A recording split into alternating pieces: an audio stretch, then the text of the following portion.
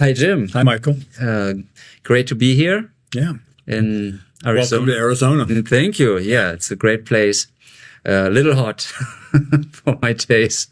It is warm, isn't it? It is, yeah. Like every day over 40 degrees Celsius or over 110, something like that. You know, it's incredible heat here.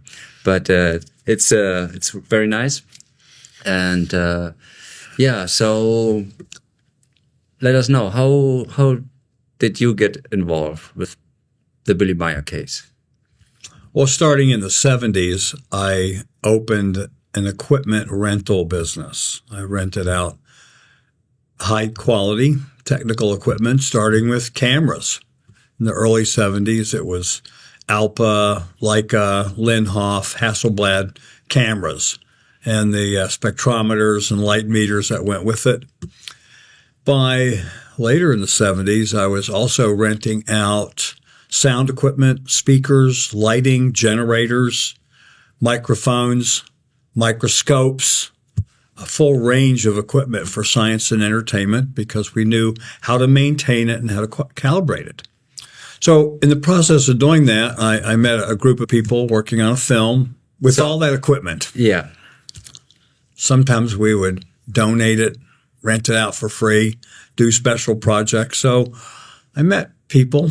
John Stefanelli, who was working on the Shroud of Turin project, film, making a movie about it. And we were invited to participate in converting the Iridium pictures into motion picture format so they could edit it in and tell the story of what did it mean to use an Iridium camera to scan through the Shroud of Turin and what information did it tell. And John Stefanelli knew APRO and Wendell Stevens. What's APRO? APRO is the Aerial Phenomena Research Organization, founded by Jim and Coral Lorenzen, who worked at Kitt Peak National Astronomy Laboratory Telescope Center in Arizona. Yeah. And they founded the first large number of professional scientists, PhDs, let's say, studying the UFO phenomena worldwide, based in Tucson, Arizona. You rented out really nice stuff. I mean, Hasselblad and Linhof. We did. That's good stuff, you know. We rented out and then nice also stuff. the other technical equipment. So you were always on this technical side already. We rented out oscilloscopes and waveform monitors and things that people needed that were precise, calibrated. And we met these people through the Shroud of Turin project that were connected to RAN. Chief scientist Wendell Stevens, Jim and Coral Lorenzen, who ran it, met them. They wanted me to work on, proposed, you can do the Shroud of Turin visualization and help analysis. What about UFO pictures? I said, well, probably do something. Give me a year to study it. We wintered in Arizona, so I'll be back next year. We'll study it, see what it takes, the hardware and software, and what are the processes in order to tell things. What do you want to know about the picture? Is it fake? Is it real? How big is it? How far away? So I did that. Yeah, so you investigated the Shroud of Turin after they brought the data. We did our one part on the Shroud of Turin project.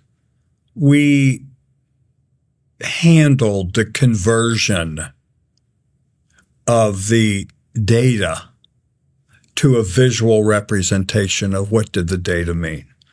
We didn't analyze it. We didn't work on it. The analysis of the Shroud of Turin, we turned data into a visual format, overlaid. It was edited and overlaid on the Shroud of Turin, so they were able to demonstrate what did it mean. What is the purpose of this Iridium test?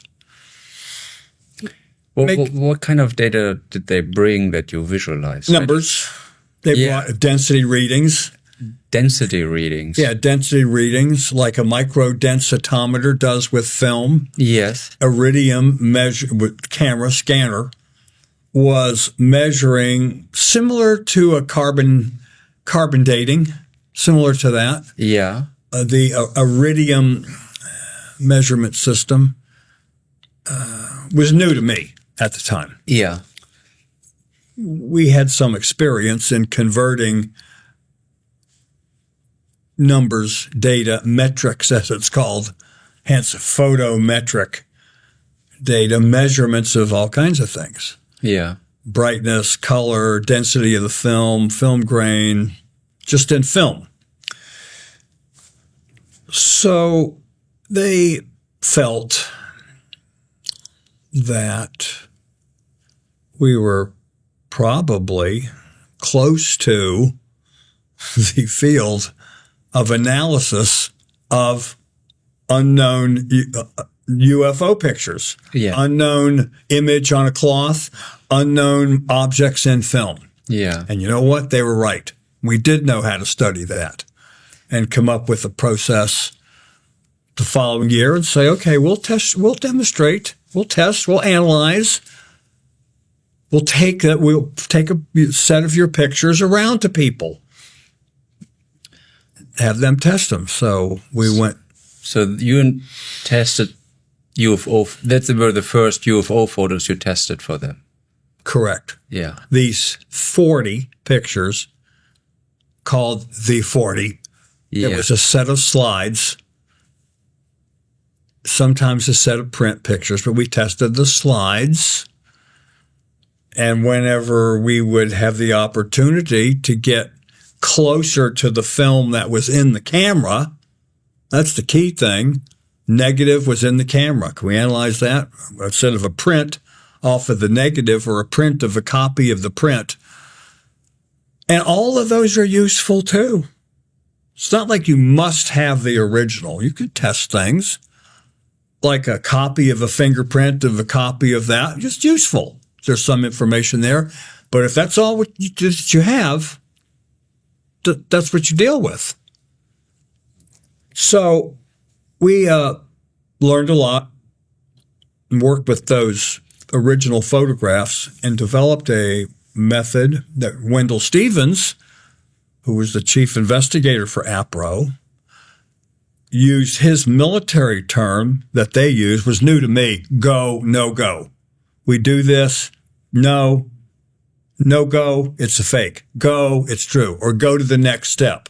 Or we've reached something that says, no go. Don't go any further. Mm-hmm. So what were these 40? They were from the collection of UFO cases that APRO had been studying over the years. And some of them were next generation off of what they had gotten from the witness or the investigator. Some of them were copies of copies of copies from China in the 1920s. Yeah. With a rickshaw and the famous picture now, a rickshaw on the street and a UFO up in the all-white sky. Could be faked. If it's able to give us data that we can say, well, this post right here, 8 inches wide and it's right there. So let's analyze the edge and the edge of this wire up there. And we compare all the edges and the contour and build a database of edges and contour that helps us know how big and far away things are. Like the eyeballs, like the brain working together. Can look at a painting. An artist has painted a painting. What if we say, make me a painting? I want the moon right here in the painting, and I want it to be this big at arm's length. Meanwhile, I want a baseball on the other side, painted. These are painted. You tell the artist, I want a baseball that in real life is that big, and on the painting, it's that big, but the moon is that big, way out there, but I want it this big right there. And I want the eye and the brain to be able to tell, oh, that looks like the moon a long way away, and this looks like a baseball coming right at me right here. How do you do that? What's the brain doing? What's the surface like? What are the edges like? In real life, everything's in focus. Everything's in focus. Yeah. But it's because of the lens or the pinhole camera or the f-stop. How big is that? That contributes to focus as well as the lens. All those things working together have information in the picture that we can convert to numbers, metrics, photogrammetric data. So whether you're scanning an unknown object and scan it through, the arrival time, the strength of the light when it gets through, whatever your methodology is, to be able to get numbers at every point in the scan and have a whole set of numbers that's going to mean something. How do you represent that? As a color overlay or a chart or a pie chart or a graph or colors on a screen? Visualization. How do you turn data into a more understandable presentation? You measure things, you conduct an inquiry, and come up with something that you repeat over and over, find other people's methods. So we collected all that together and then did our own experiments. Let's shoot model car, matchbox car. Let's shoot a scale model of a car. Let's photograph, click, click, a car. Let's do a little airplane, a bigger model airplane, and a real airplane. And let's measure all the things, like coming up with fingerprints, a code for identifying loops and lines and fingerprints was the whole thing. It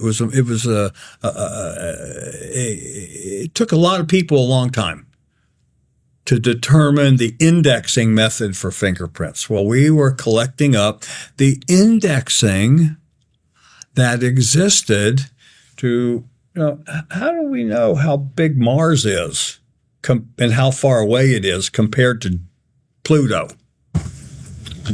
You've been figuring that out. All of those things contribute.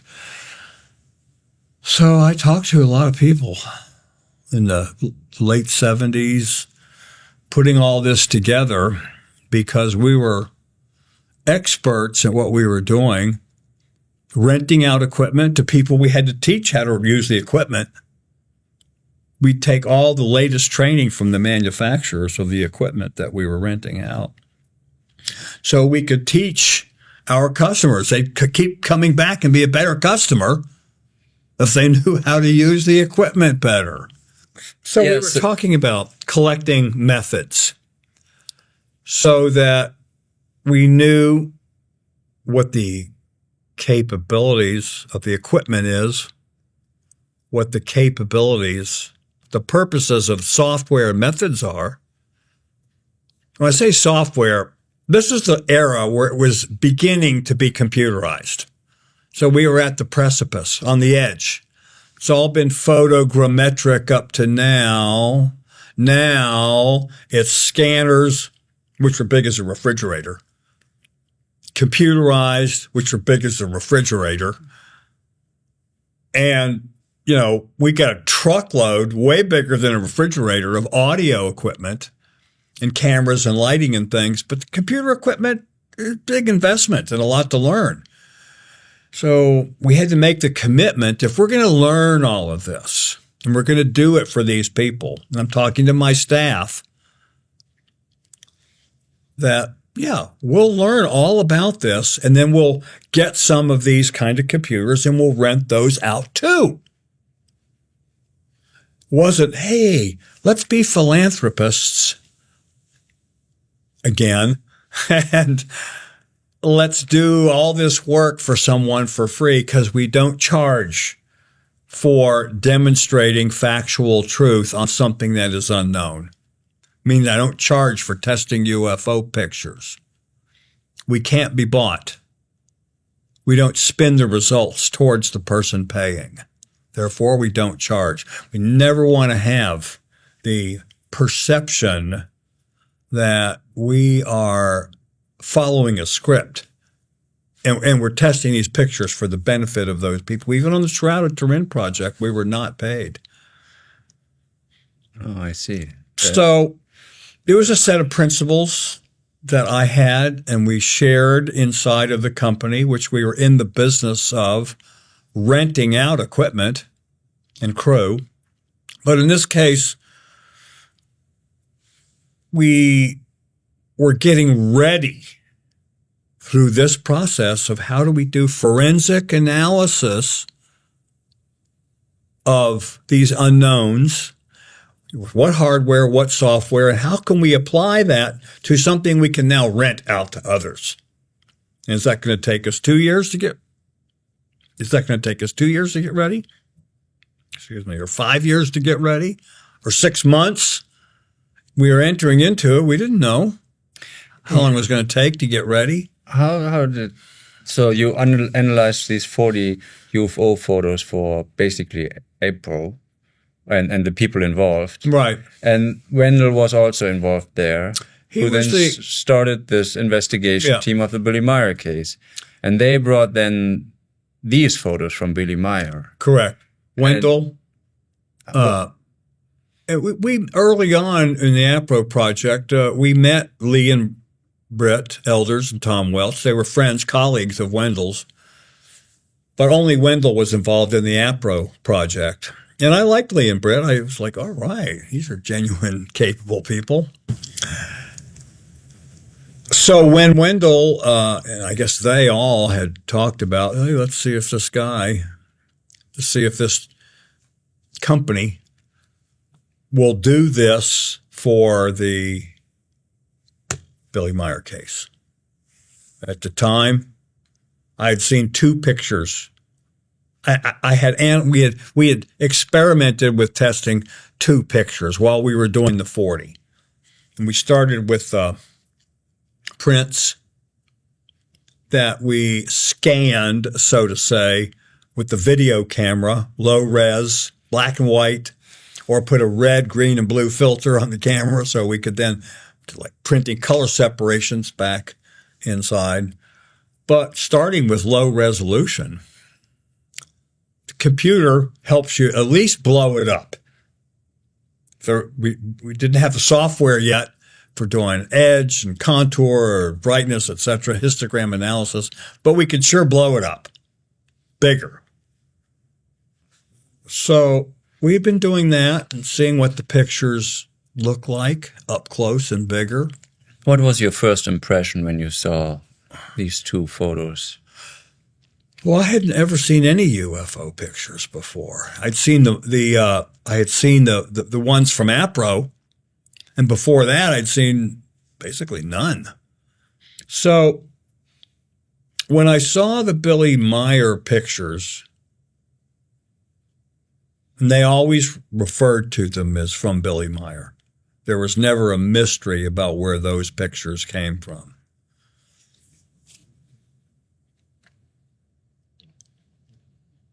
They were so clear and so sharp and so vibrant, kind of gave me goosebumps compared to the other pictures that I had seen, black and white or color, or even ones that were really good in focus.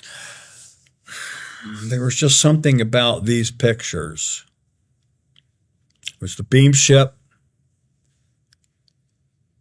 variation 2, it became later known as variation 2 and variation 3. I'd seen each one of those. For me, I can say it was like, I can't ignore this anymore. This is, the reaction. This is too good to be true. Yeah. The inner reaction, But, the other photos, they are usually not so much in focus, or they're not so clear, or especially the night photos, that I made this distinction at some point in my research, like the night photos, forget about it, don't even look, because that's too easy to fake. But there's nothing you can tell really, But the daylight photos you can see more, and then look for clear photos, and then it limits very much down that you have not much there. Yes, especially in that time, and then with them it was like different craft, different locations, all clear and daylight photos. And that just didn't add up to me at all. Then it's like, there must be more to I this. agree. You know, how can one person shoot different craft in different locations, multiple, I mean, not just two, but many locations, and sometimes the same craft, but often different craft. Yeah. That just, and so clear, you know, that was something I had to investigate. So that was my reaction at the time. Well, I understand. I feel your joy. Yeah. It was really something. And Greg Wilson, who was my partner in the production rental company, and Larry Kimmin, who was very involved in our renting out, calibrating of our scientific equipment, oscilloscopes, cameras, microphones, waveform monitors, were really surprised about who are these people? You know, military people. Why us? Yeah. You know, like, you know, we're on a mission. You know, and we knew we met a lot of people in renting out the equipment over the years. I mean, we met big advertising agencies, famous rock and roll bands. So then it was, let's go test them right now. We're going to test these pictures. So they had slide film. And we went in 2 cars, Lee and Britt. I think Tom was there too, and Wendell. And I went over to my friend George Yule's place, and he made laser ablation equipment. That was lasers that were measurement devices at Yule Laser Labs in Tempe, Arizona. So we went over and he and I talked about it with them, and we talked tech talk, and they talked space talk, and made beautiful music together. Figured out that we would really set out and test these pictures properly, and what would be the methodology. We asked for this hardware and this software and this process. We're going to go to one more big instrumentation conference next. I remember that. It was like, okay, it's next month or two. Society of Photo-Optical Instrumentation Engineers, SPIE. It's the big one of the scientific measurement equipment in cameras and microscopes and imaging and optics and test measurements and astronomy, etc.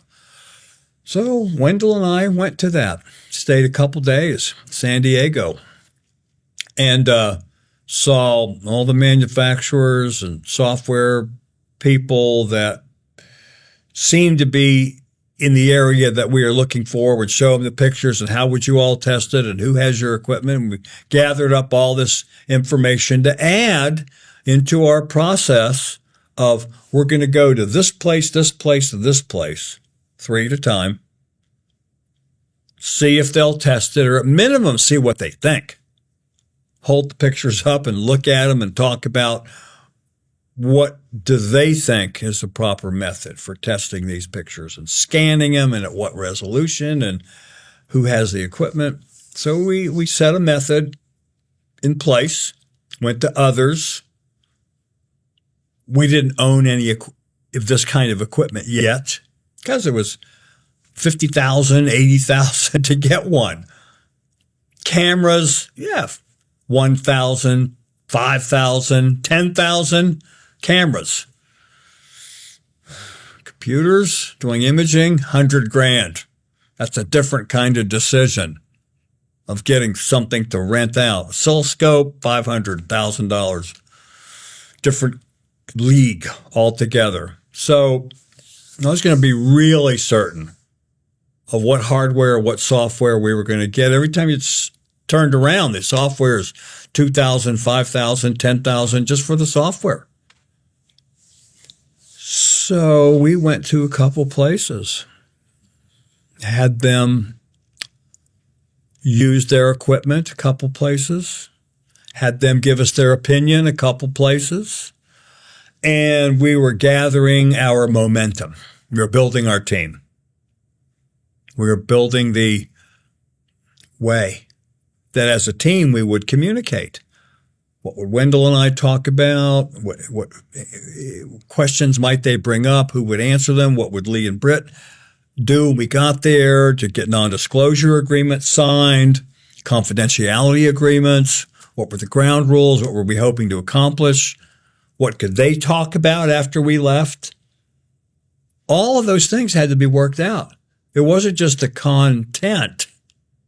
There was also the context. Content, it's in the picture. Context, how are we going to find out what's in the picture? How do people behave? What's the policy? So in Wendell's book, there's this list of labs or whom you contacted. That would be good. I kept the log of that. Yeah. Well, I kept the log for myself, and a lot of it was just so that I knew and could remember. I did it with all of our concerts, every city, all the receipts. I kept a log in a journal. Yeah. So then... Also just to keep track of all the people you contacted. Yeah, basically. And so he could go back and remember me from such and such a date. And I let Wendell see my logs, have them, copy them. So this is called the transcript of the logs. Yeah. That in his typewriter, yeah, he would type over and make a list out of all the journal entries. Yeah. So may I have it, please? So I just show quickly to the camera so that people get an idea. Oops. Yeah, read a couple. Yeah. Goes on for pages and pages because it happened for years. Right. That's a year-long process. Years. Years. Yes. And that's like John Stefanelli, initial contact that was May 23rd, 1978. And then it goes on May 25th, phone conversation, Stefanelli, proposed meet with Stevens elders. Then let me go there. Lots of Stefanelli in the beginning. Then Dan Fry got into contact. Jim Lawrenson, Peter Geimer. Then George Yule of that lab, George Yule lab. Then Space Data Company, Tempe, Arizona. Display graphics, edge enhancement. Yeah, that's kind of crucial for detailing.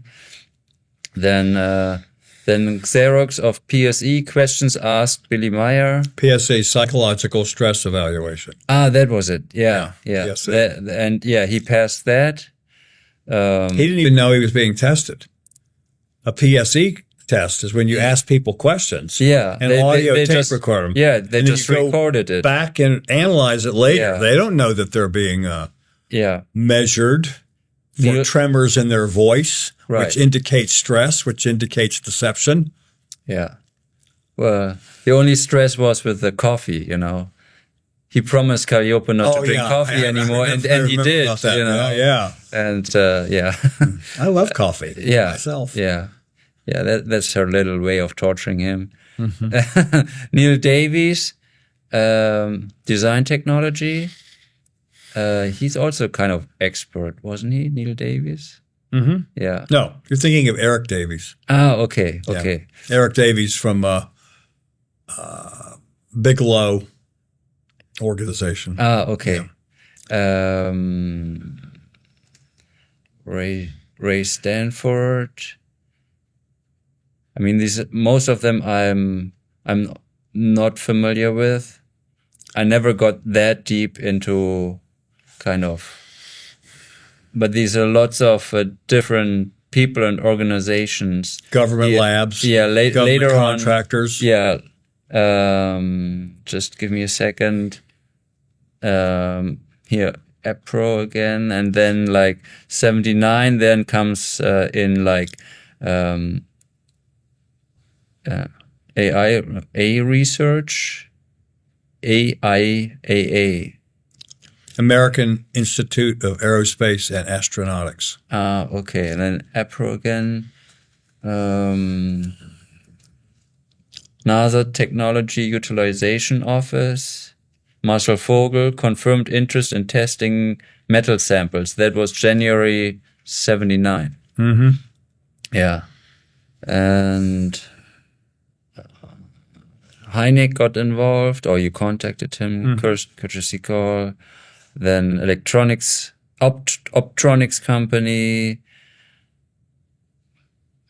Then SPIE, that's, you told me about that. Society of Photo-Optical Instrumentation Engineers. Yeah. So they should know about how to, about optical forensics, well, they are the key organization. They're the master lab. Yeah. And the master conference and scientific papers and the industry, representing the industry. That's where all the professors and the laboratories and everyone goes once a year to see what's all the latest stuff. Yeah. That needs to be taught and needs to be purchased and put in different institutions. Yeah.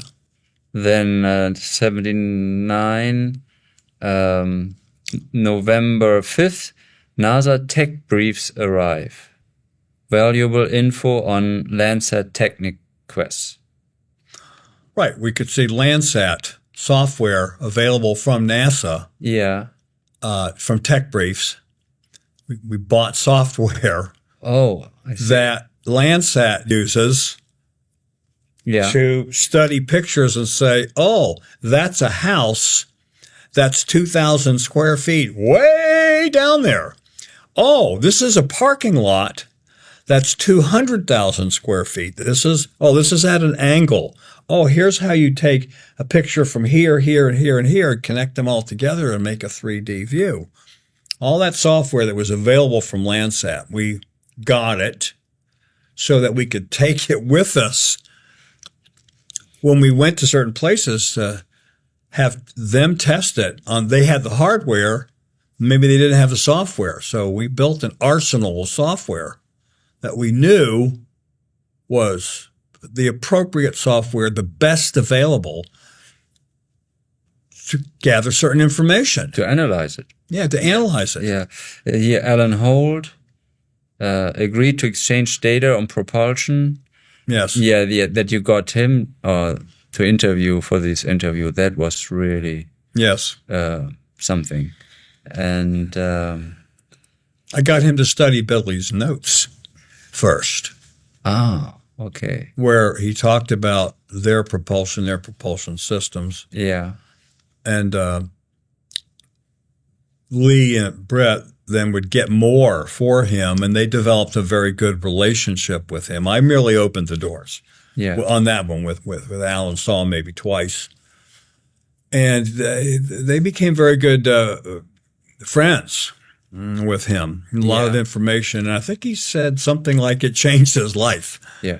To read. So you see, it goes on for pages. And then I list all the equipment. I list all the manufacturers, the names of the people at each company, the names of the software. Yeah. There were no secrets.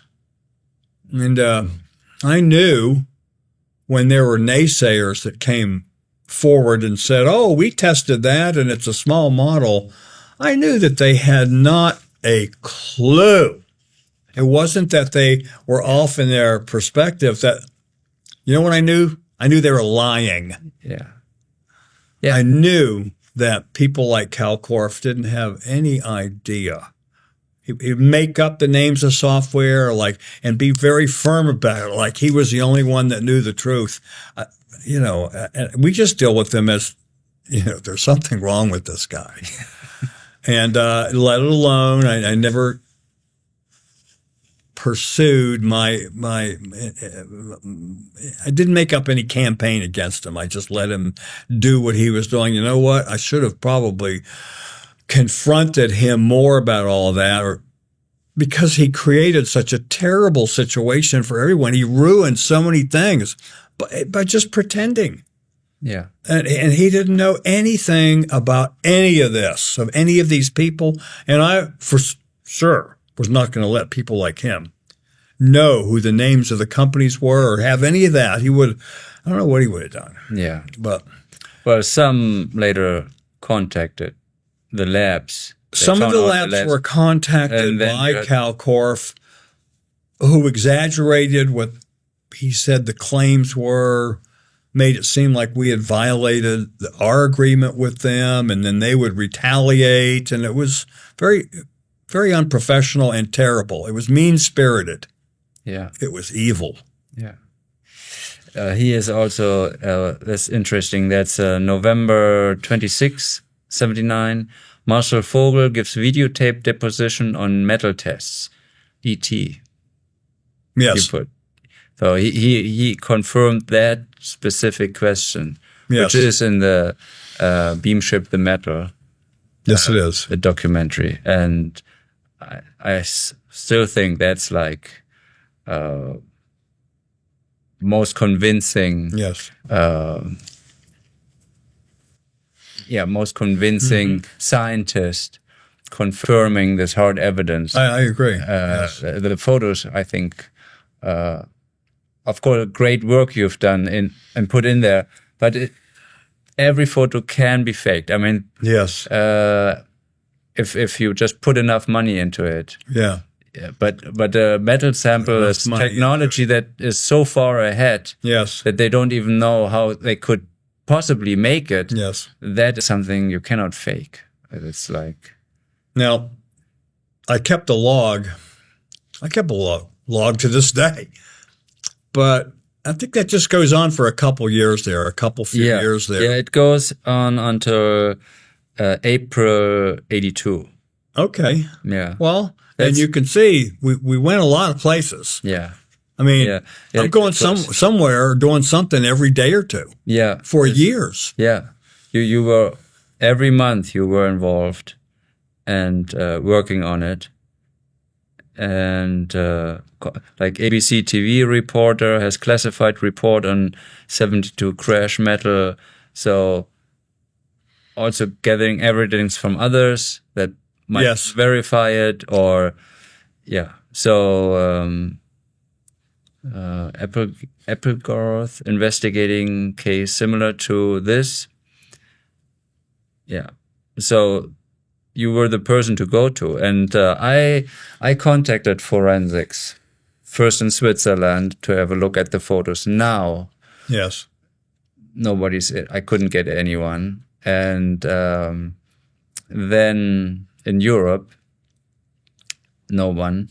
And then on the global level, like a global forensics or World Forensics Association, yes, or what it's called, and nobody wants to just look at him. Why? You know? Why do you think? It's again like the bag of money might float away. Yeah, they have still more to lose than to gain, and I think it's not professional. Like you can at least look at it and say, I just want to know if you can find any form of manipulation in the photo. I don't want you to write this is a UFO or whatever. Yes. I don't want you to interpret the photo for me. I just want, can you find any wrongdoing or manipulation in the photo? And I think they can do that without losing their name, you know. They could probably do that. Yeah. Some of the things that we ask for others to do, they may know in their mind how they think it would be put together to conduct that investigation, but they may not have the tools there. They may not be able to know even what to look for, any form of manipulation, to analyze the edges, to do the histogram and all the other things that you could do. I keep saying those ones over and over because they're the most basic. Fourier transforms, gradient and Laplacian, so will edge enhancement, convolution filters, intermodulation functions, all the basic things that are done are known in places where it really matters, where there's a question of crash or not crash. Cruise missile, is that a moon way over there, or is that something coming at me? You know, that mission critical data versus I think it's fake. You know, there's a lot involved to be able to tell that, and they may just not know how to do it. Well, sometimes. One got back to me or said, and that was in Switzerland and yes. university. And I'm sure they have the equipment because it's a criminalistic institute, like where criminology, where if you want to become a forensic, that's where you have to study in Switzerland. Right. And so they answered first, and I said, I want like, I've some photos I want to have analyzed and some Super 8 footage. Yes. And then also triangulated each. And they wanted 24,000 francs for that. So Billy talked to Quetzal, and Quetzal said, well, better stick with the American investigators. And, Oh, right. Yeah. So like confirmation of your work, and don't get involved with that. So then I thought, okay, I try something. I wrote to them, well, I would like to videotape your investigation. So that's also for your protection, that nobody can later say you did it the wrong way. So, and then I got back like, well, we think that the outcome of our report would not be to your satisfaction. So then I knew they were just trying to cop out, and get out of this somehow, And then I said, yeah, thank you. And of course, then forgot about it. It's like they wouldn't have written an honest report. Yeah. And basically they said, yeah, we don't want to be involved anymore. So I'm sure they could have done it. Yes. But and also Ptah was really upset about that's like the Metallurgy Institute in Materialprüfanstalt EPA or EMPA, Eidgenössische Materialprüfanstalt, glaube ich, EMPA in der Schweiz, that they kind of wrote, oh, this is nothing, this is from Earth, basically writing. And while Marcel Vogel says this cannot have been made here. And when we took the samples to Marcel for testing, we put 2 of our own samples in with that as controls. Instead of, here's a box of materials supposedly from outer space. Here's a box of materials, period. What is it? What are these? Without giving him some background on them until later. So after he had done a preliminary investigation, and it was, what are these? Where did you get these from? So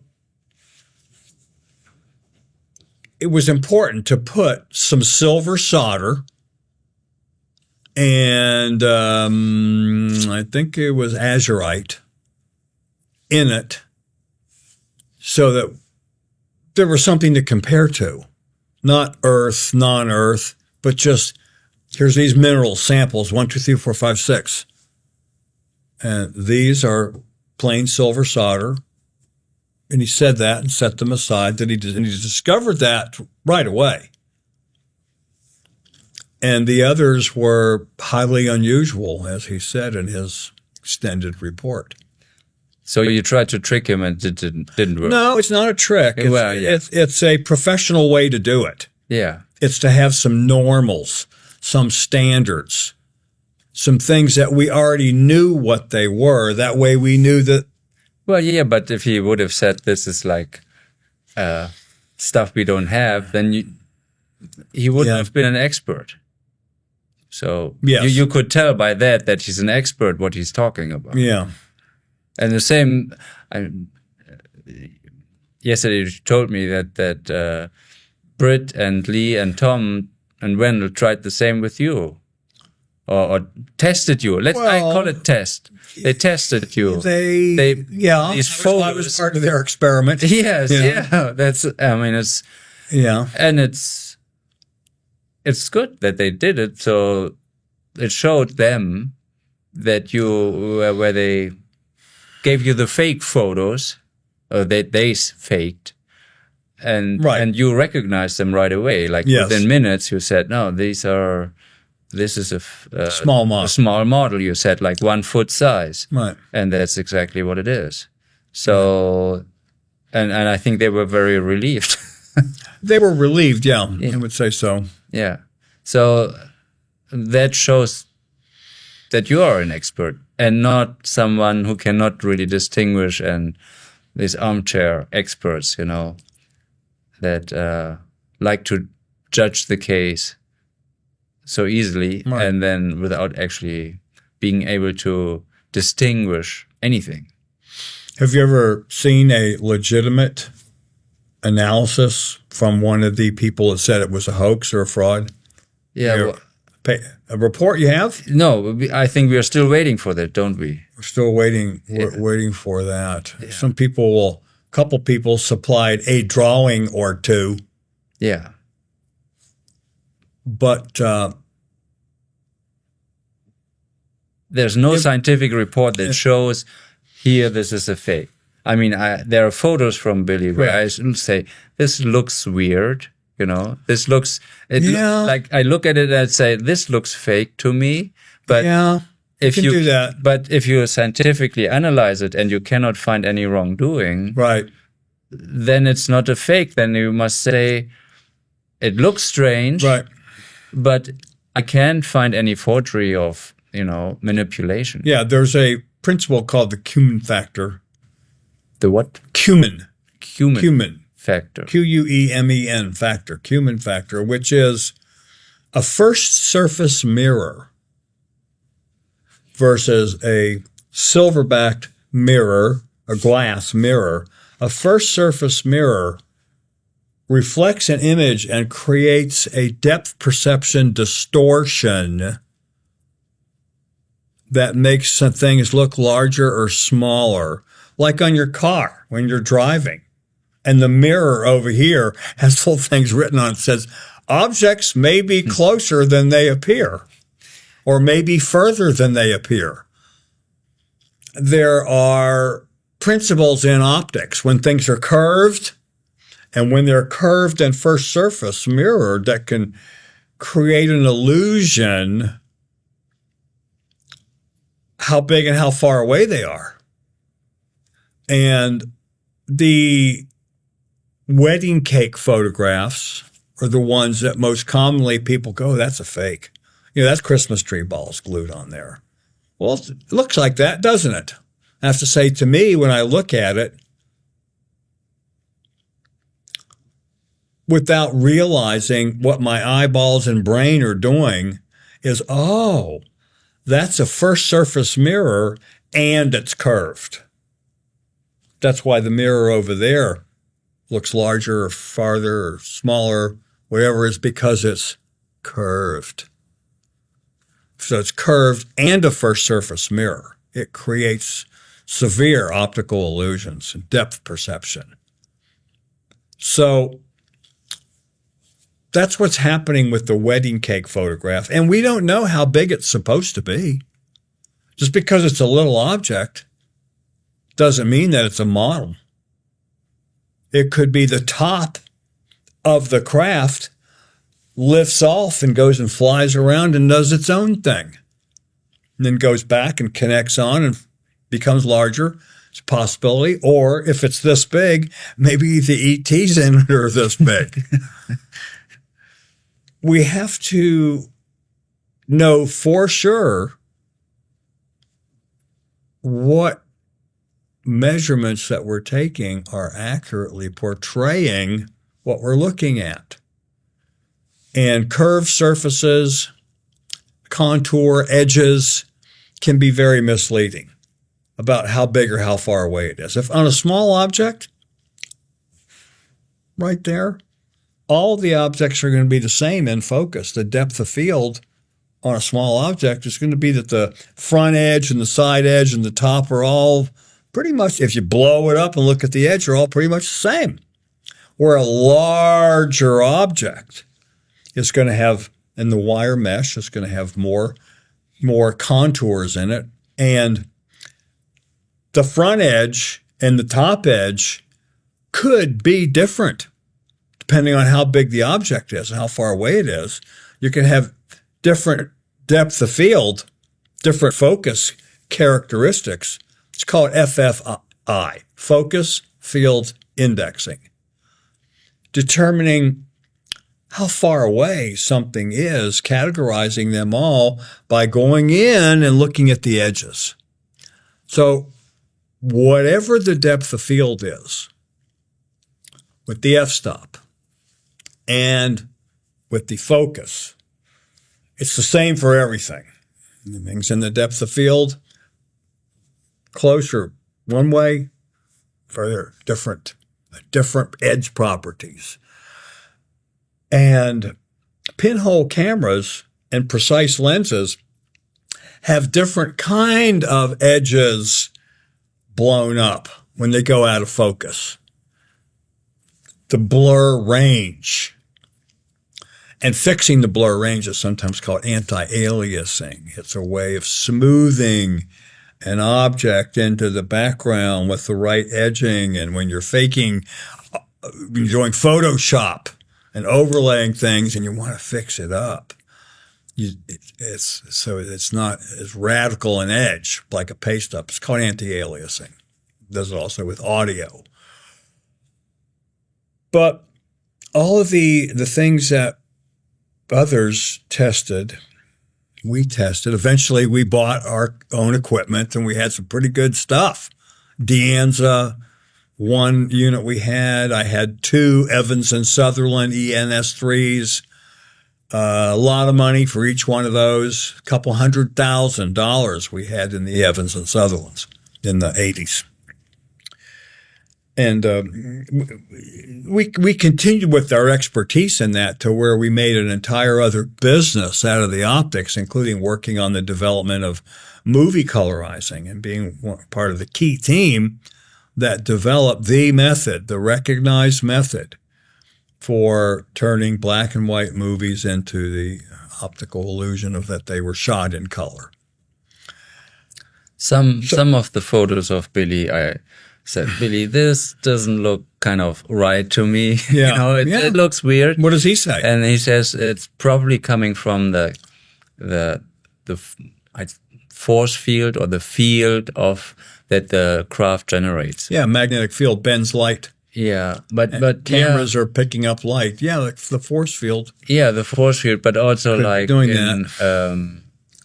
For example, in the digital cameras now, you have this that you make it look miniature by slanting the focal plane, by tilting it.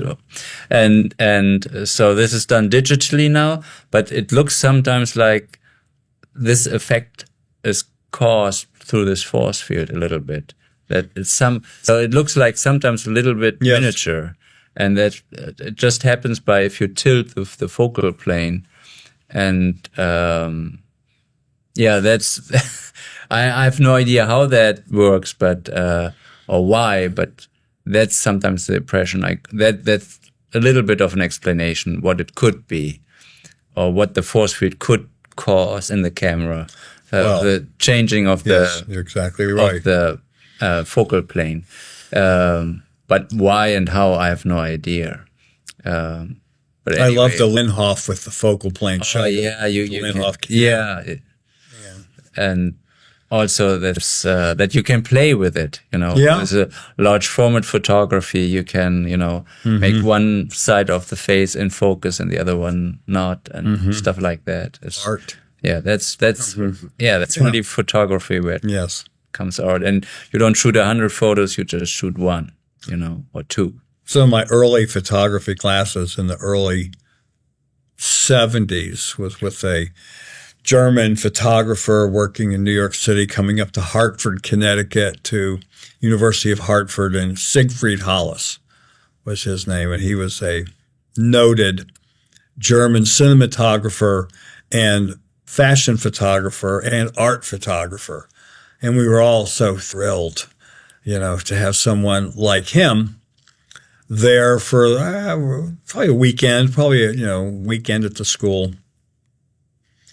Learned a lot from him just in those few days about how to think about what the light is doing on a focal plane shutter, and for forced perspective on shooting miniatures or in the face. And what do you have to do? Do you want to do it with the lens, or do you want to do it with the f-stop? And he was the guy. He be the man. Where I came to understand that in about 72 or so. It was fantastic. Changed my life. Yeah. Understanding about film. Yeah. But it started already in your childhood. I mean, you were in the house of Walter Russell. I was, in Virginia. Yeah, in Virginia. And he created like a new periodic table, which is makes much more sense to me than the periodic table we have. I didn't see his periodic chart. Yeah, but his mindset. Until I was older. You kind of were trained from childhood on for this job, I think, because you were like, growing up in Virginia, you were in Walter Russell's place, who was like an advanced thinker and ahead of his time. For example, creating this new periodic table, which still hasn't gotten through, but which makes a lot more sense than the one we have right now. Well, at the time, I thought he had a cool house. My parents, we lived in Stanton, Virginia. My parents taught at the noted Virginia School for the Deaf and Blind. My mother taught dance and music to the deaf and or blind, and my father was the athletic director at the school. The gymnasium bears his name. It's named called the Dilettoso Gymnasium, and he taught. He's an athletic director for the deaf and or blind. And I went to Catholic school there.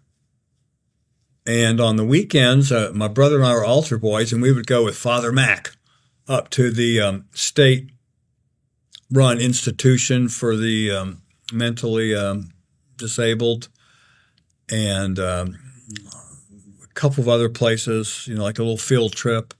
And on the way back, frequently we would go to Swannanoa, Walter Russell's house. Has a giant marble statue and an altar of the Christ in his backyard.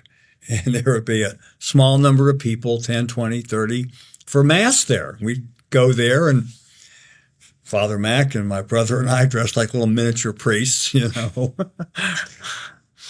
So, and then we'd visit at the house, and Walter and his wife Leo were always very nice, particularly to us. We were the only, when we were there for Mass, we'd be the only kids on the property at the time.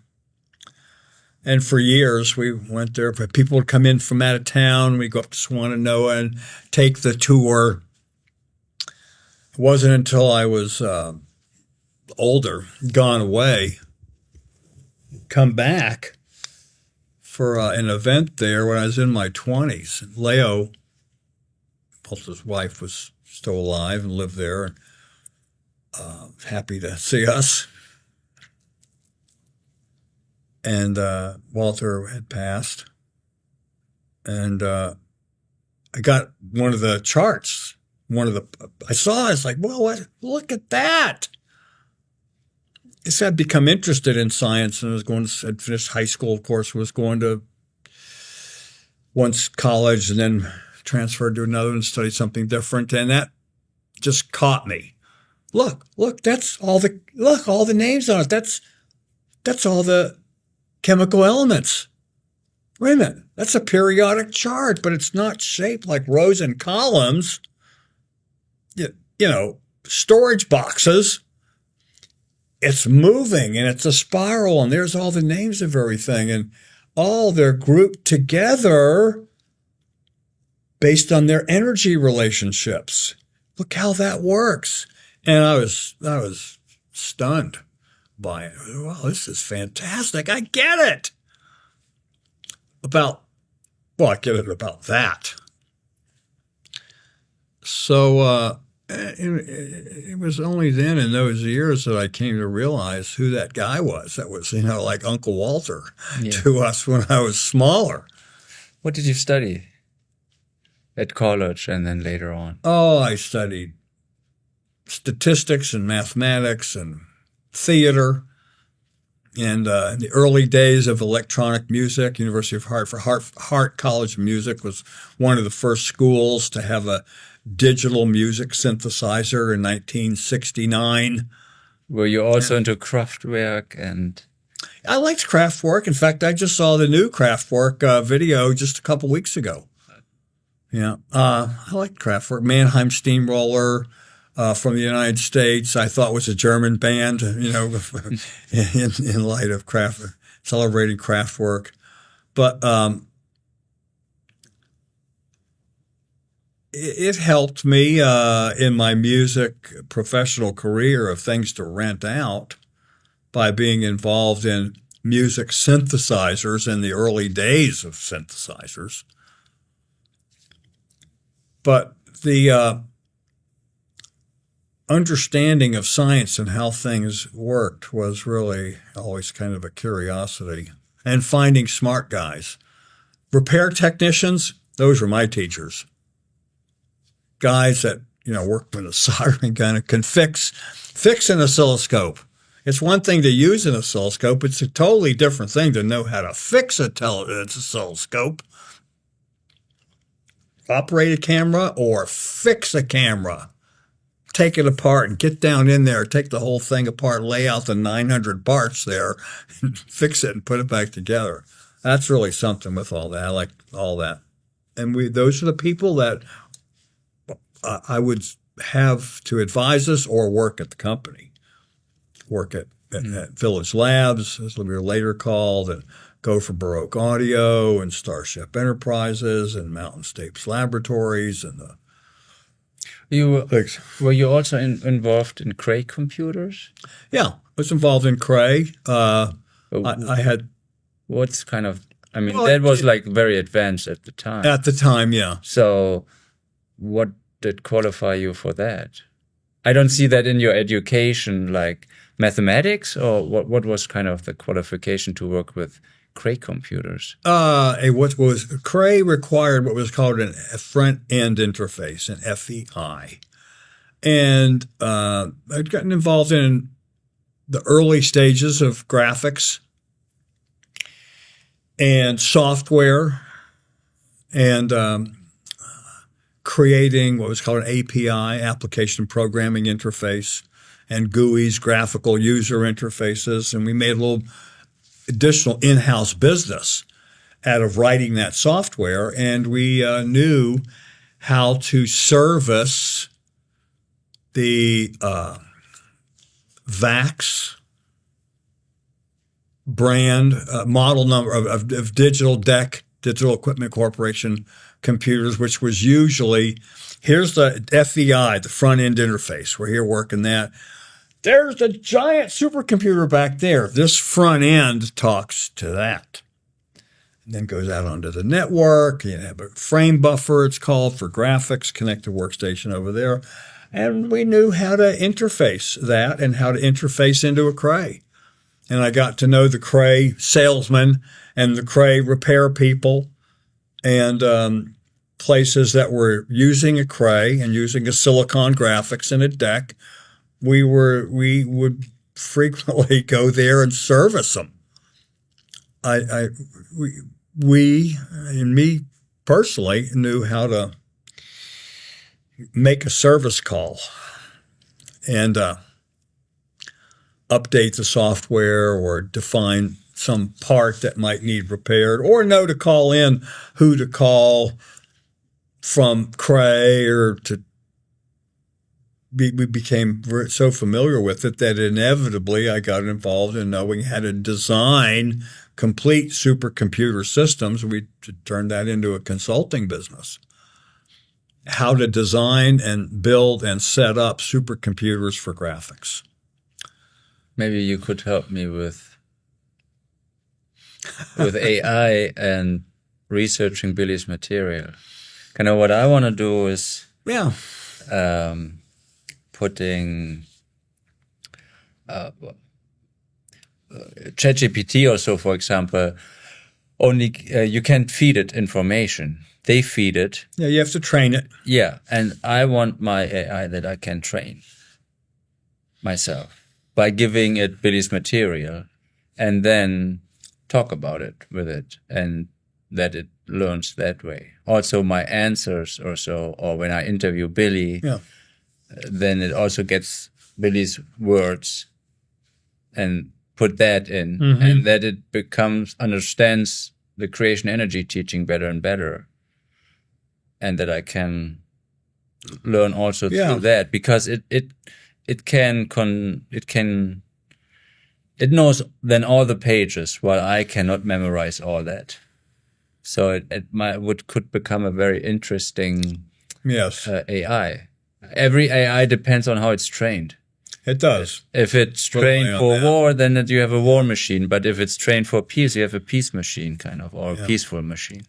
And so the same you could do with that material. And I think that could be very, very precious. So there's ways. There are already some metaverse. What is it, metaverse, or what it's called? Or I have to. Well, let me ask you a question. Do you like margarine? Yeah.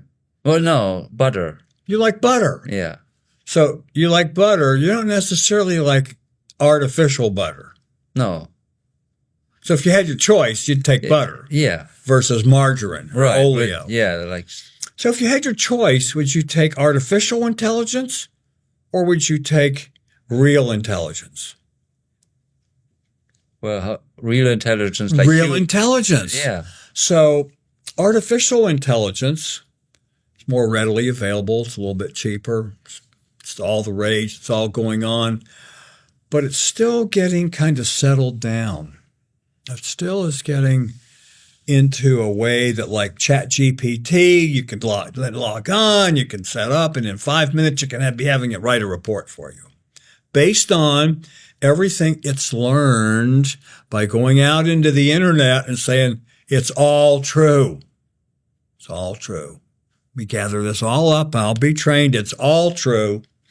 And I'm going to access all that. Now that I've learned, machine learned, all that's on the internet and all that's in this library and all that, and it's all true, I'm going to answer your questions based on the fact that all the information I have is all true.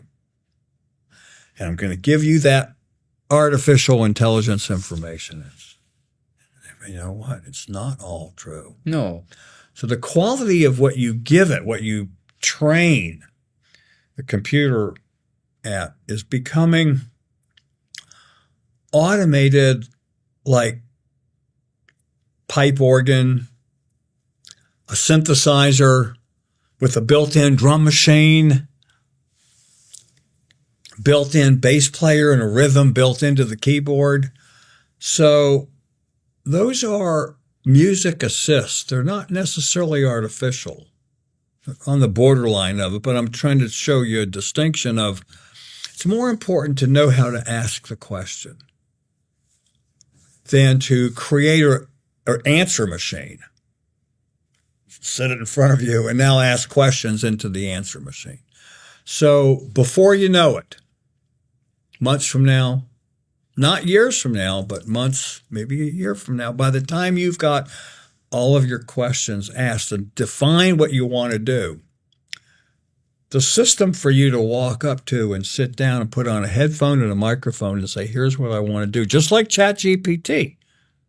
But there will be methods to take all of Billy's material and turn it into a PDF file so that all of Billy's material is machine learning into the system, which has also gone out and learned about the cosmos and about mathematics or whatever else you say, you know what? This information needs to be added to into the ability to give it an answer. So that the questions that you've asked and you've prepared for and gone back and asked to Billy, what all would someone need to know about in order to understand and experience and integrate the thing that you wrote right here? Look, in these contact notes right here, what do we need to know about? We need to know about astronomy. We need to know about biochemistry. We need to know about gardening. What do we need to know about in order to listen to what Billy you said, talking to Billy, and integrate it and have it be presented in such a way that we can integrate it and use it? What else needs to be learned? What else needs to be fed into the artificial Billy or to the intelligence-assisted Billy? Yeah, it would be nice if it could also learn from the questions. Yeah, learn from the question. Yeah. Absolutely. That is. So whatever one might want to do or design now will all change by the time that you're doing it. That's why it's important to gather all the information you can about how do we do this and what all do we need to do to teach the system what to base the answer on. And initially it's basing its answer on things Billy has said that was said to him. Ta said this, and Ascot said that. And they're written down too. And then Billy interpreted something and gave his own presentation of what something meant and what was going on. And I think that that's a group effort. I think to create what is now sometimes called the AI, the artificial intelligence. And it's like margarine designed by a group of people, versus the real McCoy. We've got butter, and then we've got country butter, then we've got organic butter, then we've got what Kalinda brings home for us is, you'll like this, she brings home German butter, okay? And none of those are artificial. It's all true. It's all the answers are based on things that are true. We just haven't had them put together in such a way to be delivered. And if that's what you want to do, is to use the translation system, using an AI software system to translate it into another way of explaining it or talking about it, it'll be there by the time you're ready. And it's more and more ready all the time. I'm surprised constantly to see new things that are being written about it and videos about it. In fact, it's moving so quickly that by the time you read something about it that's the, quote, latest thing, it's all new again every week. So catch up on lectures from the experts. Yeah, it advances very quickly. Since it competes against itself. Yeah. So that makes it evolve rapidly, and also it can write code now. So it can program itself. So and it probably writes code better than, or very soon better than, any human. Mm-hmm. And so your ex-wife also, she's a known psychic, you said. Can you tell me more about it and what she said about Billy? Well, in the early 70s,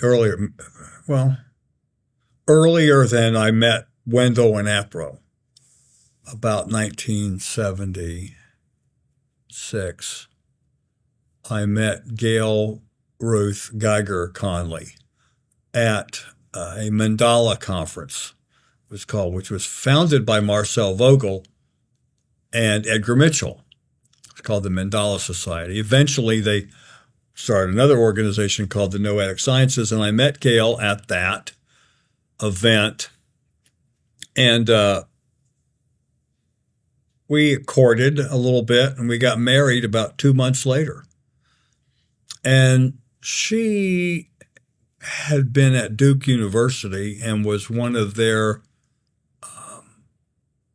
featured in the Rhine laboratory. She was one of the people that they were using as their test subject, one of their key trans-state mediums, psychics, and the Rhine cards, the ESP cards with the double lines on it and the shapes and the squares, and you predict what the card is that's being flipped over on the other side of the wall. And they would do it 1,000 times and see how many people could predict how many times. She is one of the better ones at that. She was regularly worked with Uri Geller, who was wanting to find out about himself. What was it that was happening to him and why? And his mentor, Andrei Puharich, was also known to Gail. So they became known to me. And she would go into trance state.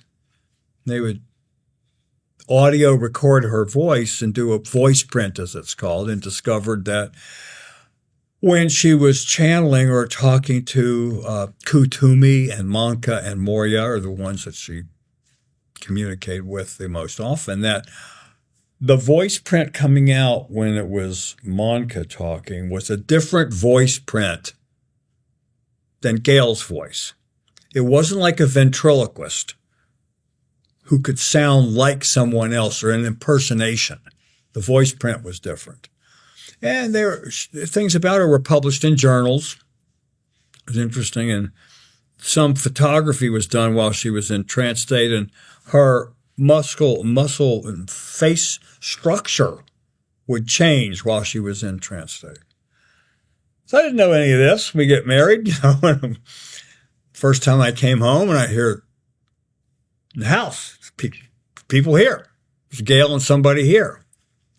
So I thought she was in the other room talking to someone. I sat down in the living room for a little while, and the conversation carried on. We were living in San Diego at the time. And a little while later, she came out in the living room. I'm thinking whoever she's talking to is in there. Gail, hi, I'm home. Honey, I'm home. And who's here? No one here. So, well, I just heard two people in there talking. She said, oh, yeah, that was me. And she didn't say anyone's name, but she said she was talking. It was her talking to someone who had left. That was all a surprise to me. I wasn't scared. I mean, I knew that there were things about her. So that continued for the rest of we were married until 1983. We didn't have anger issues. It was just we were doing different things, and it was time to go, Grasshopper. And occasionally, and only on a couple of occasions, she would channel or ask questions about us or me. Most of the time, most of the time, 5 or 6 times that she did it, I think only maybe 1, maybe 2, was I there when the question and answers happened. She would tell me later about something that she had been told. I was told. So she told me about this guy that was deceased. Worked with another guy she knew named Lawrence Blair. And Gail said that Lawrence Blair, who had written a book about going and visiting the Dogon tribe, and that he was there during their ceremonies, and that they were in contact with people from the Dog Star in Sirius. The Dogon people are in Africa. Yeah, are in Africa. A tribe. Right. And they say that they were visited, I think, from people from Sirius B Right. constellation. Right. Yeah. So Gail had the book. We had the book at home, and I had seen it before, although I hadn't read it. And she proceeded to begin a dialogue that lasted a couple days with me about, she'd been talking to this other person who was a friend of Lawrence Blair's. Lawrence Blair was still alive. Other person she was talked to was departed from the body. And that he was telling her that we should become aware of, me, should become aware of the Pleiades. First referred to, she told me Subaru. Be aware of Subaru. Be aware of Hathor. Be aware of the Pleiades. Because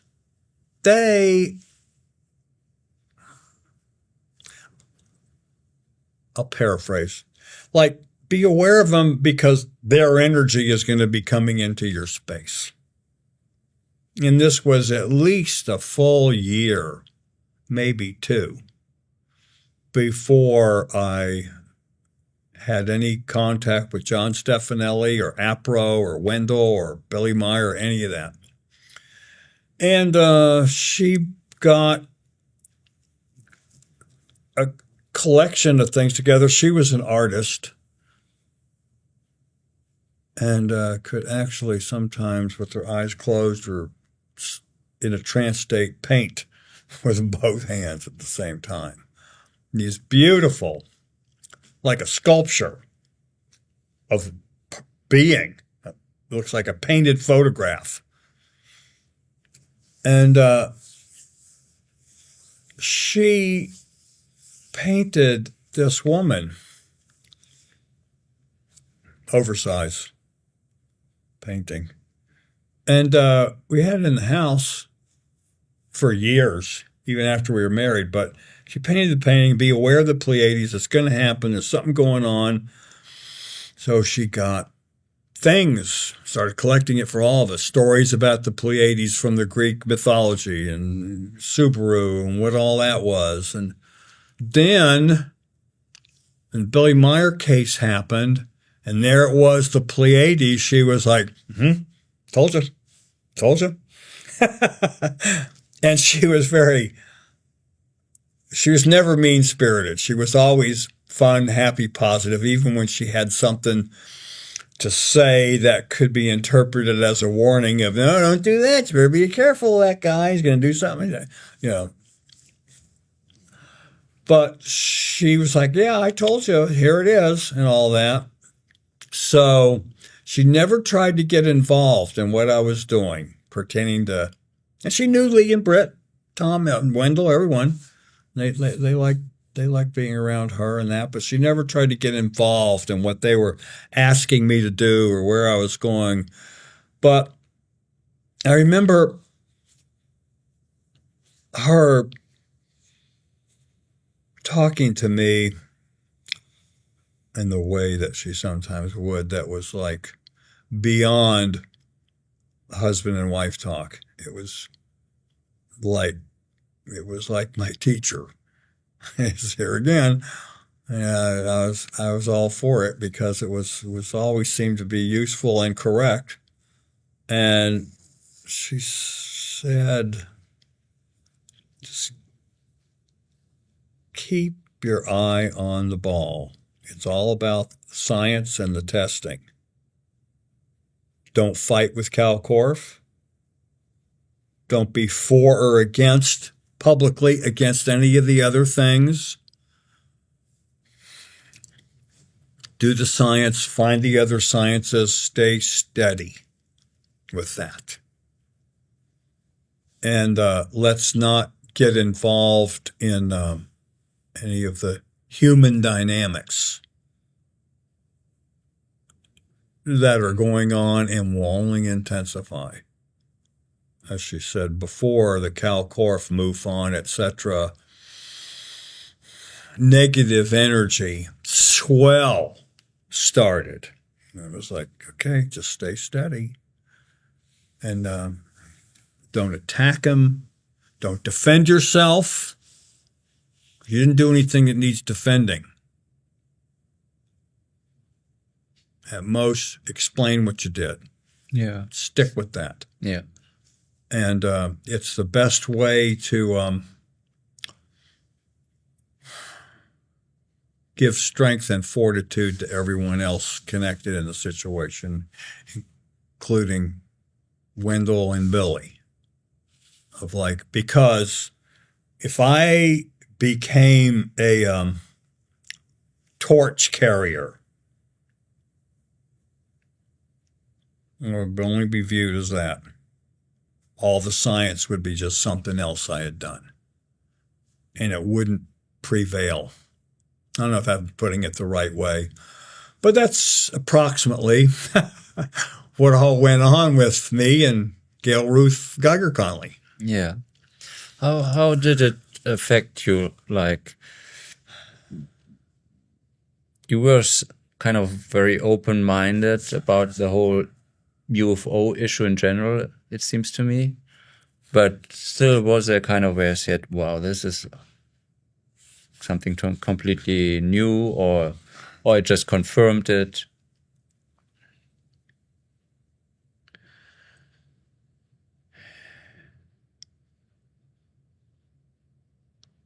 I did not go off my scheduled path.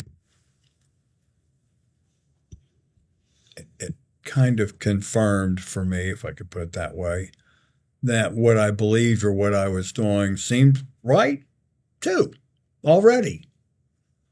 It didn't mean I had to drop being an altar boy and go over here and learn this or that. Or, I mean, I was already interested in Buddhism and Nam-myoho Renge-kyo. I had my Gohonzon, and I had been to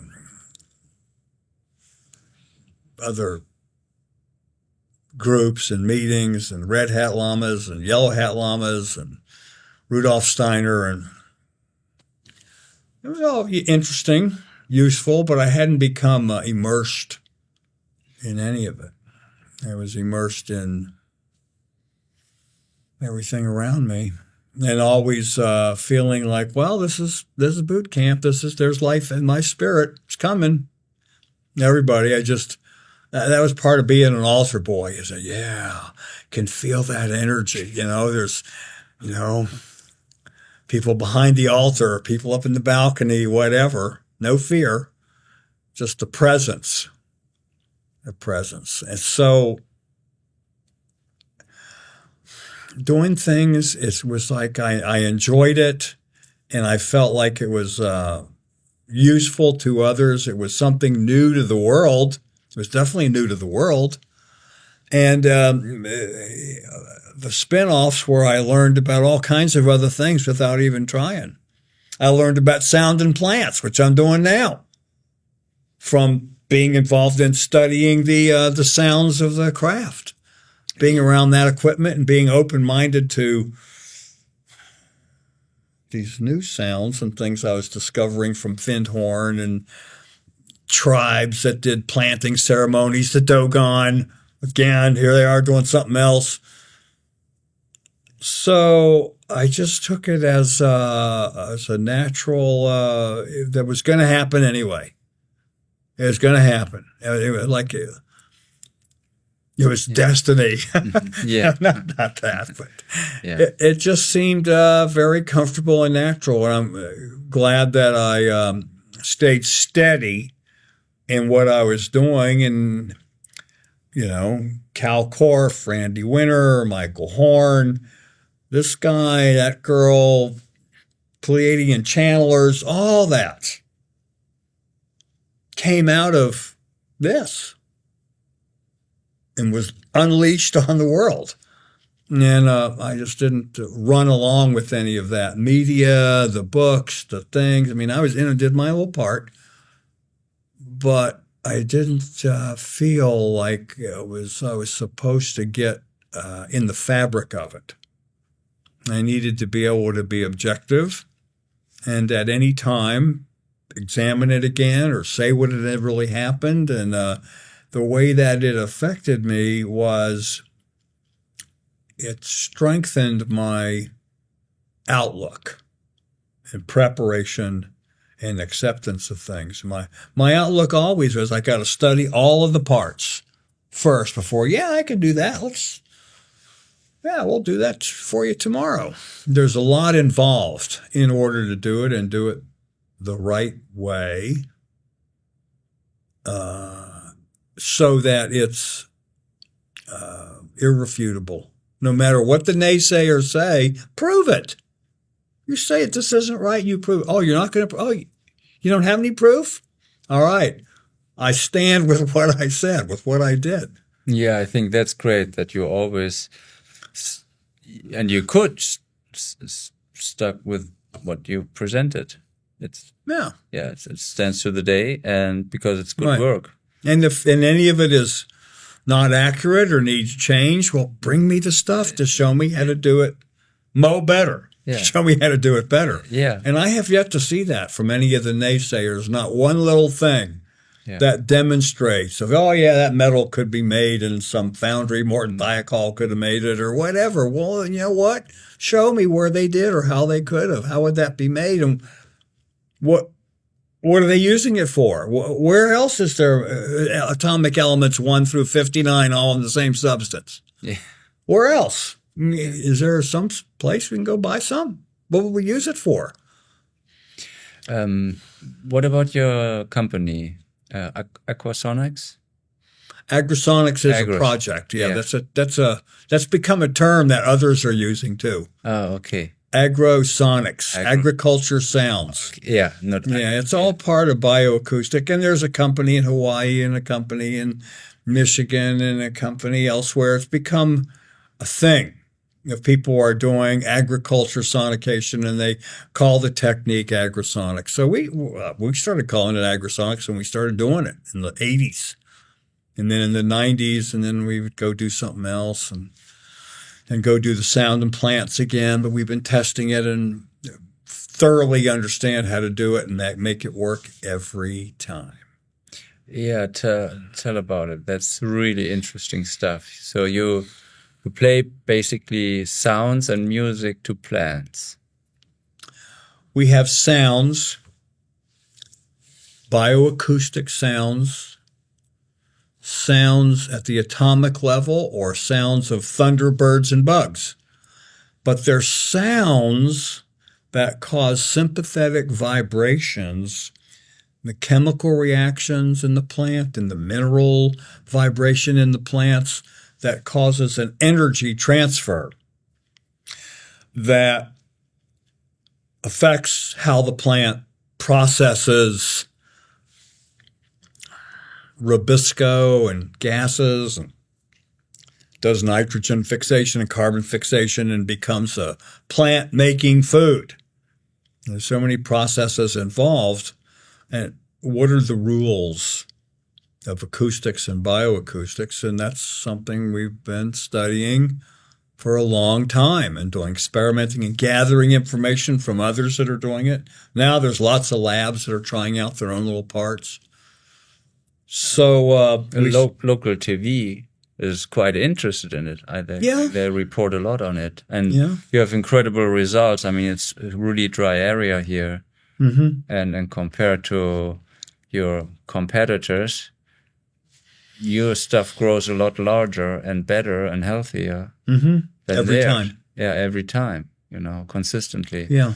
So there's more. I mean, if there were just a few % difference, then nobody wouldn't even notice. But it's like at first sight, you see, wow, this is huge, Yes. It is bigger, and it does happen faster, and other things happen. They need less water, you said, too?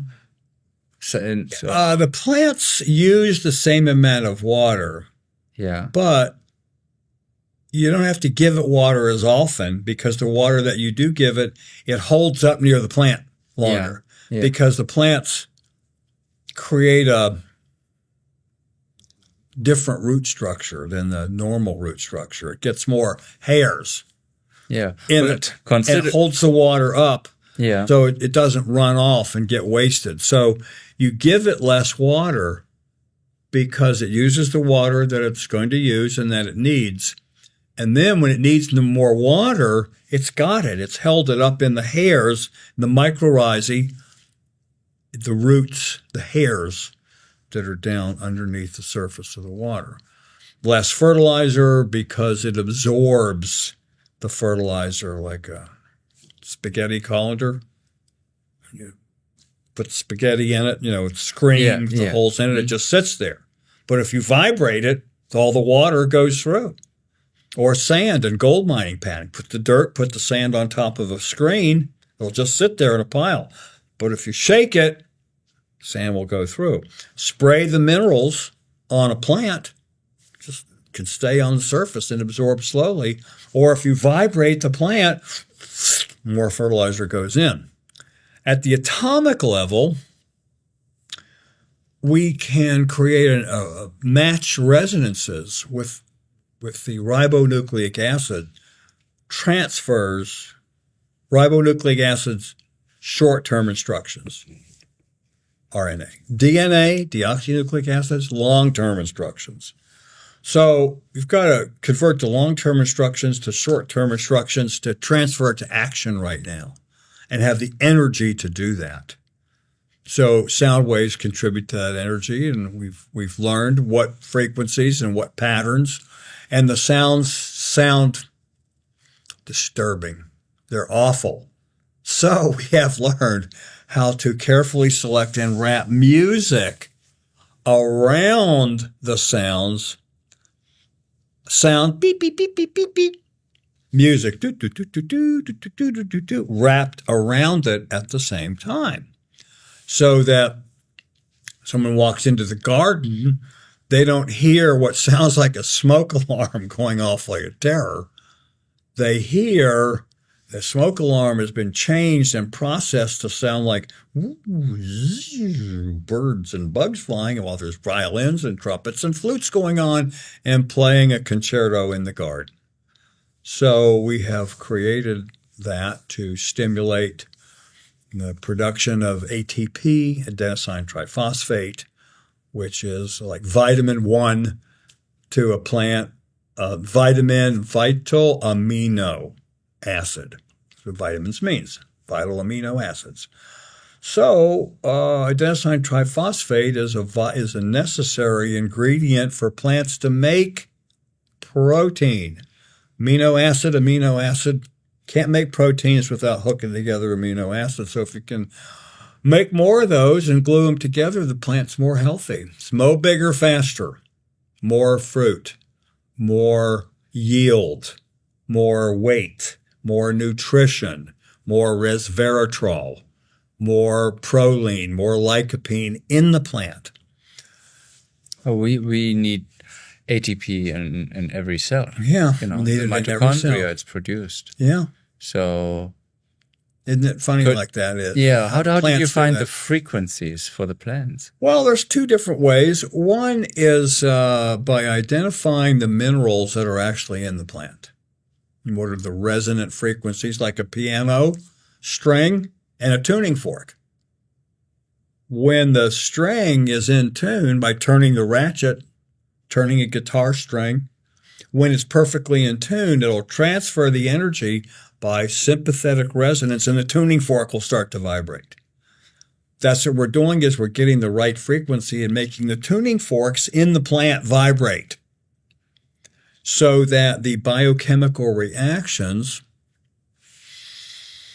have this additional energy.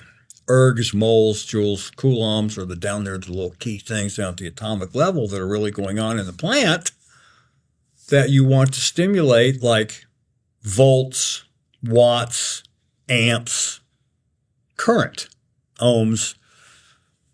In electricity, we're going on down at that level, and bioacoustic energy can play a part in stabilizing and accelerating those biochemical reactions. So we determine the biochemical reactions that are going on, like the production of ATP from mitochondria and the energy exchange, the Calvin cycle that goes on, in identifying the energy transfer levels and that becomes it's called an audio envelope. Attack, decay, sustained response, release, ADSR. But creates a wave, structured wave, like a ocean wave that a surfer can ride on that wave. Creates one wave and a second wave that's different, that creates even more energy, like an airplane wing. Top of the wing is a different wavelength. If you tape measure from the front to the back, is a different angle and a different distance than the bottom one. And by having those two, top and bottom, structured the right way, it creates lift. Can lift a whole airplane full of parts and people and fly. We're doing that with plants. We are creating the intersecting wavelengths that stimulate the biokinetic reactions in the plants. And there's a lot involved. That's why it's taken so many years of development, and then try it out for a whole growing season. Oh, we got to adjust that. Well, it takes another year or another 3 months or whatever for a growing season. Yeah, well, what intersecting wavelengths are you talking about? Well, they're all different wavelengths. It's not just two. They vary. And it's like the sound of a waterfall and the sound of the wind at the same time. They're very close. They're both square waves. But the waves of one will intersect with the other, or an organ pipe. There's one organ pipe. It's 8 feet long. Got another organ pipe. It's 4 feet long. So you play those two frequencies, but what will happen is that a third frequency will come to exist just by playing those two notes out into the air.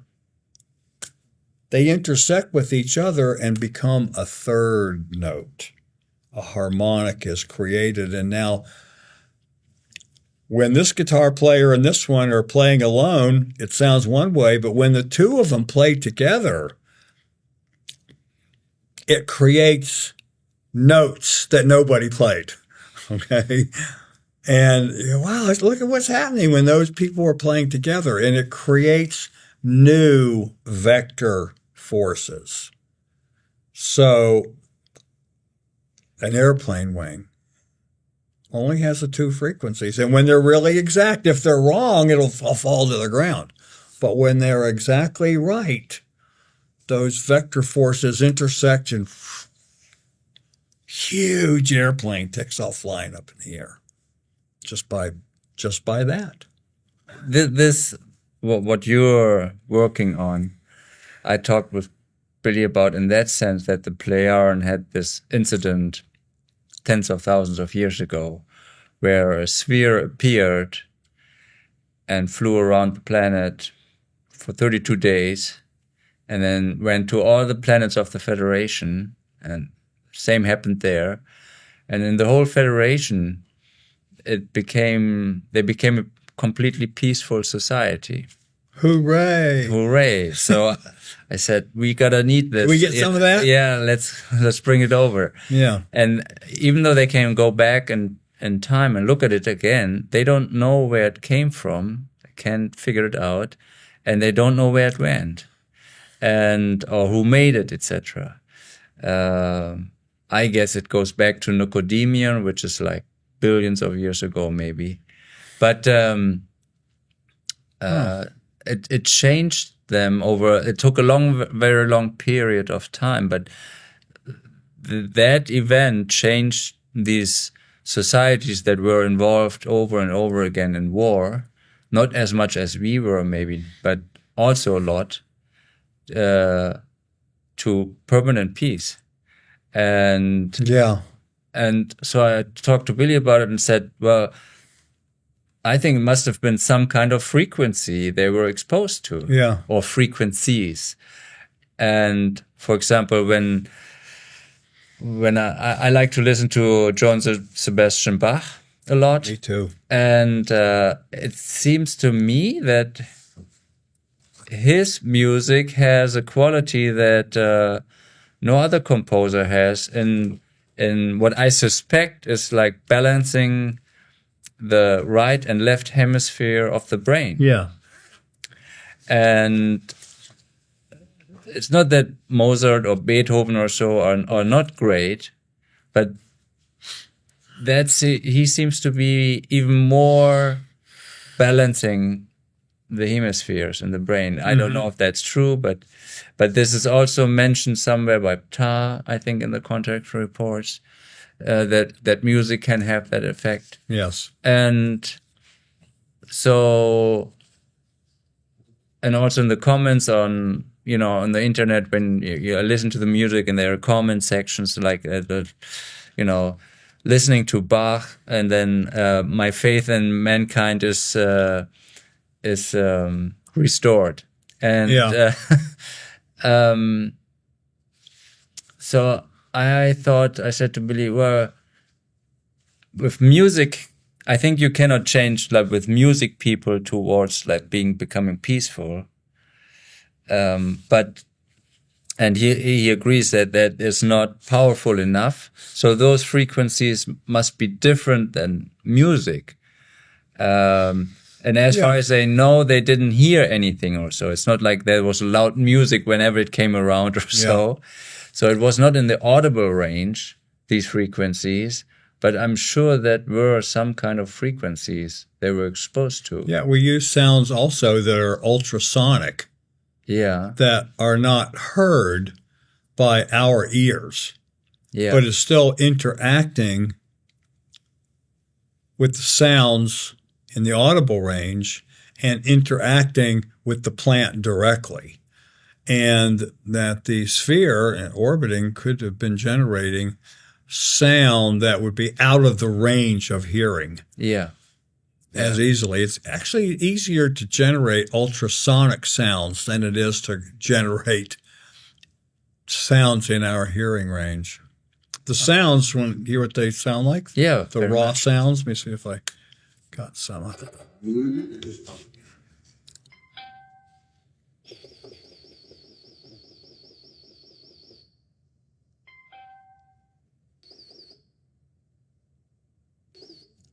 Is it funny?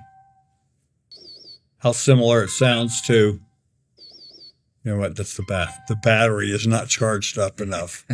Aww.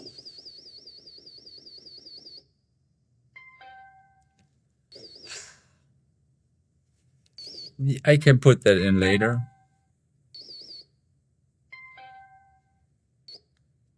But I get it. There are always a couple seconds already. Yeah. So I put it in later. And there's more than one sound. Yeah. We have about 400 different sounds that affect the mineral structure, the nutritional cycle. A banana tree is different than that's in wheat. Yeah. So, and how long and how often do we play it?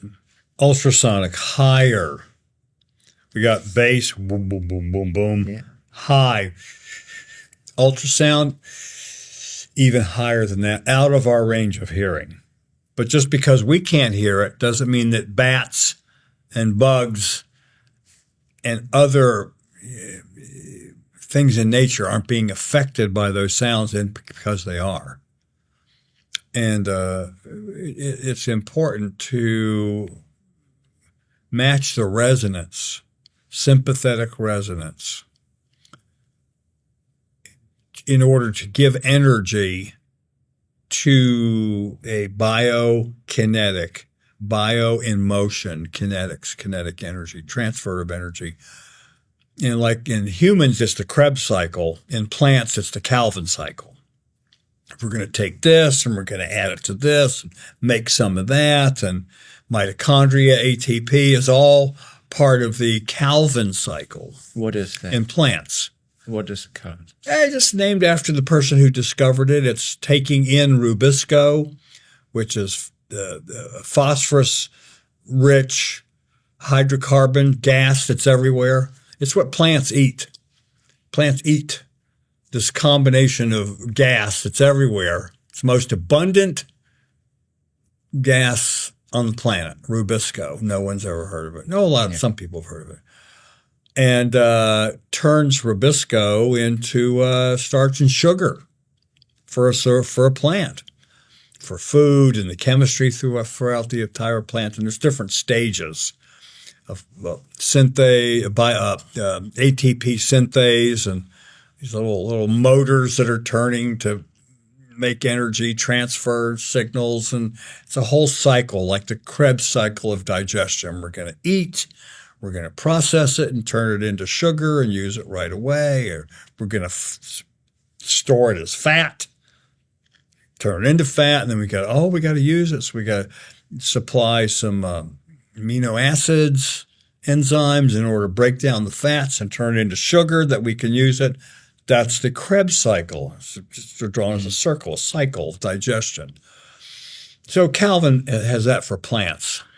Okay, so do you also use like ELF, extremely low frequencies? Can. For certain things it's useful. It's for absorption in the root structure.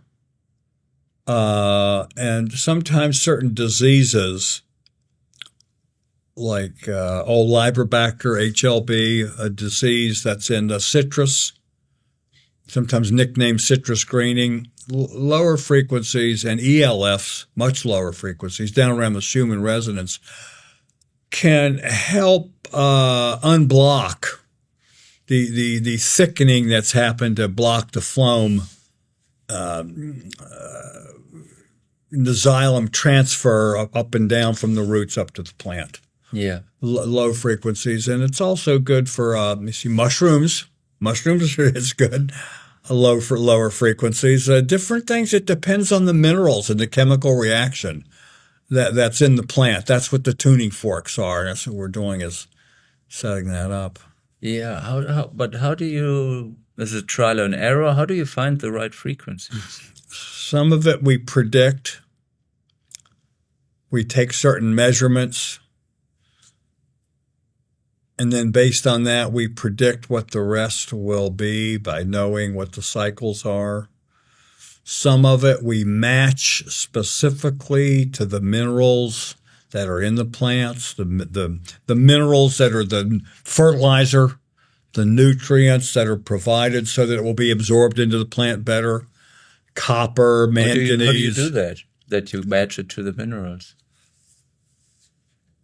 Well, tuning forks can be made out of anything and they can be tuned. So we want to transfer the energy from here to there, the minerals that are there.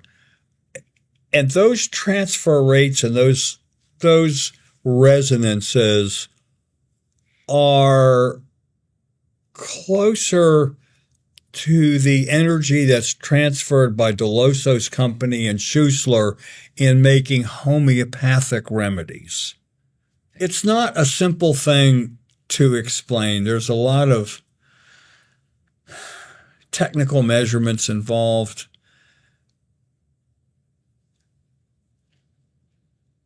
Certain things that are published by others are readily available. Like the Kyoto Project publishes the resonant frequencies. Schussler and Dilettoso's company publish the frequencies of like the Royal Rife frequencies that a lot of confidence some people have in that. Others, it's woo-woo bullshit. But there is something to it. You just have to have it exactly right. And like the Rife frequencies, they are extreme decimal points. Those frequencies will be like 138.6 60509023 because it's so exact. The resonance, the frequency that is going to make this fluid in this cell or cell salt vibrate. When vibrations in the universe started, there were no humans. There were also no numbers. 1, 2, 3. There was also no seconds. Seconds are related to time and distance on our planet. And how long does it take the Earth to move around 1 degree in 1 second is part of a day and all that. So frequencies is how many hertz is how many beats per second. Well, who said a second? Where's a second come from? What is that? It's a portion of a minute, which is longitude and latitude minutes in the turning of the Earth based on 24. Well, where'd that come from? So to have a second, it was just so many hertz. You can get all caught up in trying to match it to a piano, which is arbitrary. Arbitrary is not, it was created by humans. And it may or may not match, and it doesn't match. You can't, a virtuoso trumpet player has no effect on plants at all. No effect. A child playing a trombone for the first time, just randomly playing it, the plants love it. Because the frequencies, the notes that are on a trumpet fixed are not the resonant frequencies of the minerals in the plant. Those notes and those frequencies and that key and that scale was made up by humans long after plants were vibrating and growing and doing all that. So we have to go to a scale of scientific measurement that is universal and closer based on atomic and energy, not particles. Therefore, I use more than one thing to determine the frequency, but part of what I do to use to determine the wavelength comes from, here, you ready for this? The Walter Russell spiral chart. Could be right, could be wrong, but when I use that as one of my components, the plants grow mo bigger every time. I love saying mo bigger instead of more bigger, instead of larger. So it's as scientific as one can get, using things that are repeatable. Science. Sympathetic resonance. If we can make this plant vibrate, how do we know we had an effect on it? Does it have more ATP? How can we measure for that? Does it have more vitamins? Does it have more protein? Resveratrol? Or, wait a minute, can we make the plant vibrate and make more electricity that we can measure?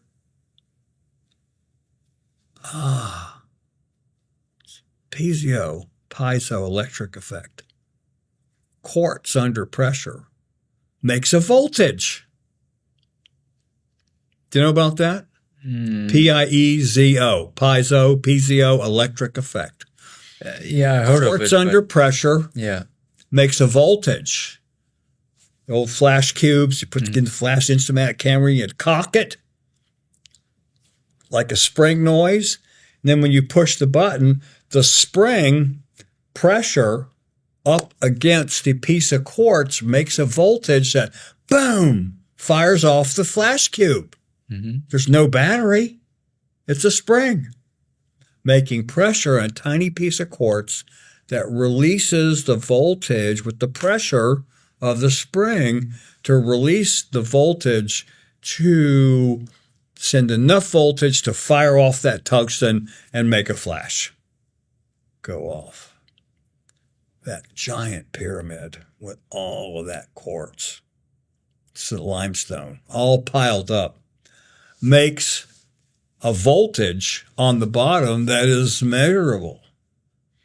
The sound waves pressure, sound pressure level, SPL, decibels is SPL, sound pressure level. Quartz under pressure makes a voltage. Sound pressure on a plant makes a tiny voltage that's released in the roots and released in the plant that is part of the biochemical reaction. We can measure that. We do this sound onto this plant. We can measure it.